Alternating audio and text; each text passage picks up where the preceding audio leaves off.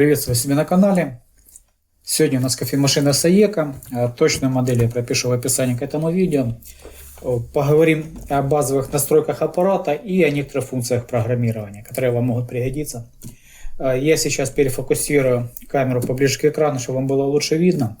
И мы приступим.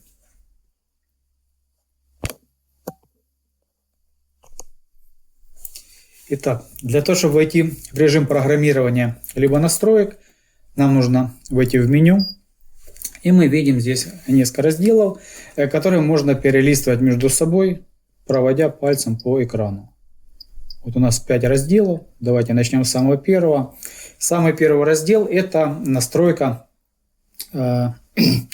напитков, которые вы будете готовить. Для того, чтобы в него войти, мы нажимаем на чашку.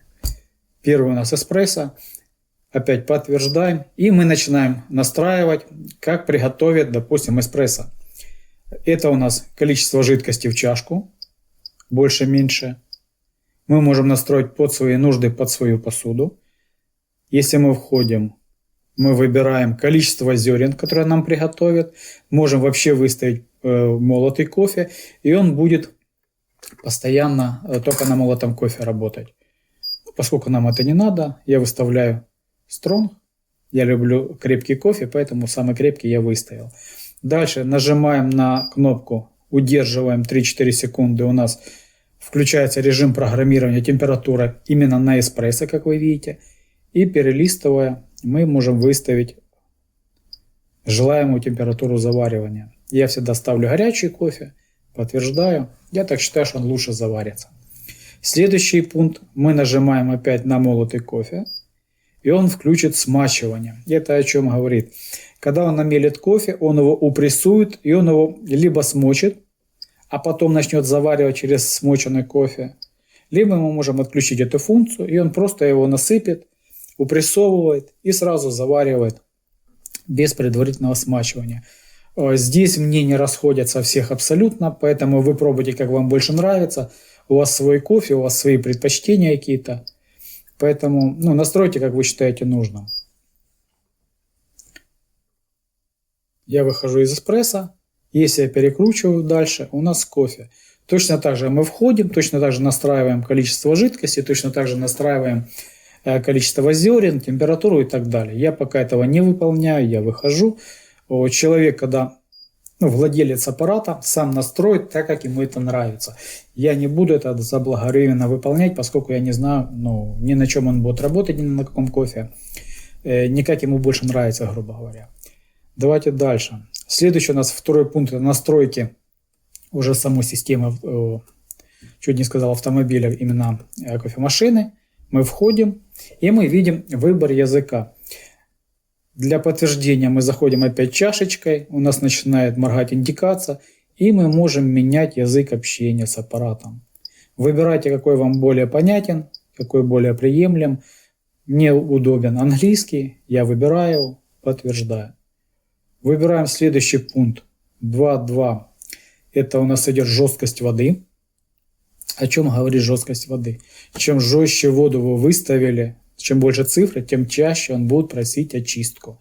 Чем меньше цифра, мы входим и меняем, допустим, на единичку. Вам нужно будет либо воду на анализ сдать и проверить, какая у вас вода, либо можете ориентироваться по контейнеру с водой. Вы достали контейнер с водой, если он у вас всегда чистый, вы покупаете специально очищенную воду, нет смысла ставить жесткость высокую и каждый день выполнять декальцинацию. Если вы достали контейнер с водой и у вас очень плохая вода, у вас большие белые отложения по всему контейнеру, вы выставляете жесткость немножко другую, повыше, подтверждать, и он чаще будет просить очистку. Это вроде как тоже понятно. Следующий параметр 2.3.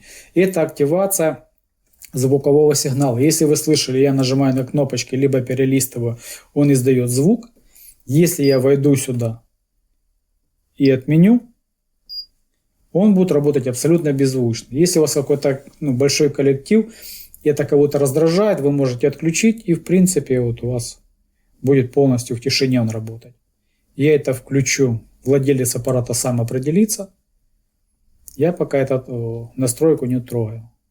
Переходим дальше. 2.4.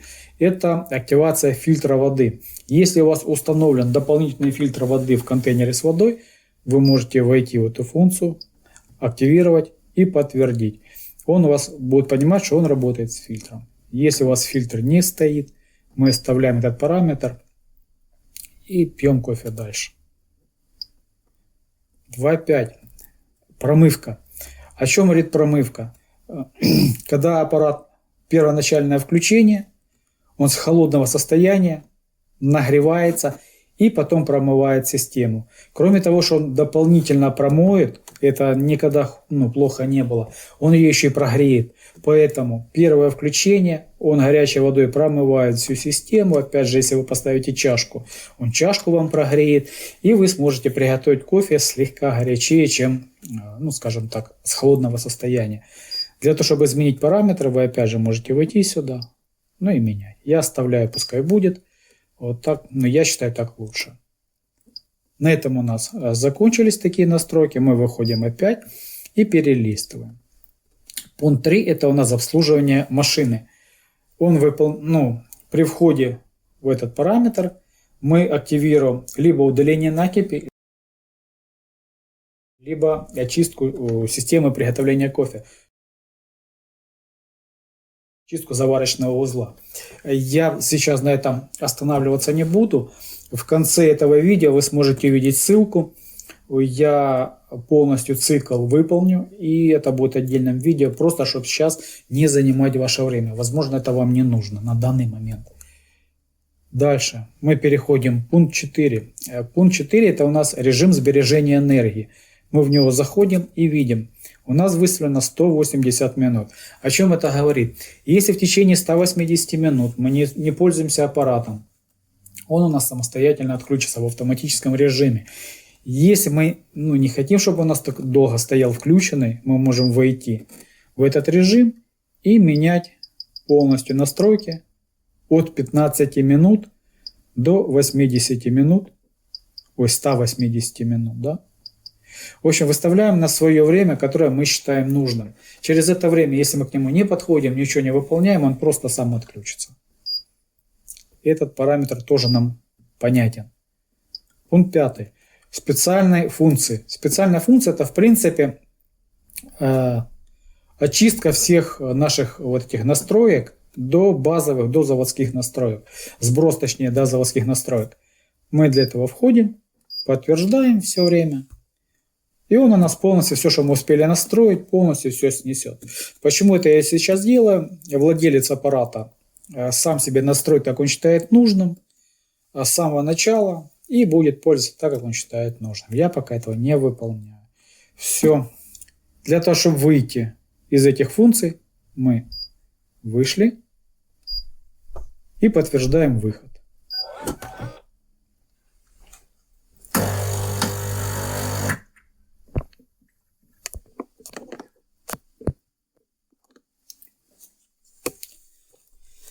На этом, думаю, все. Базовые настройки я рассказал. Если будут какие-то вопросы, пишите в комментарии.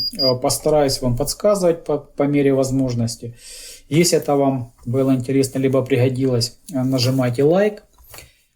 Подписывайтесь на канал. Возможно, какая-то другая информация по этим аппаратам будет очень полезна для вас. Я на этом прощаюсь. Удачи вам. До свидания.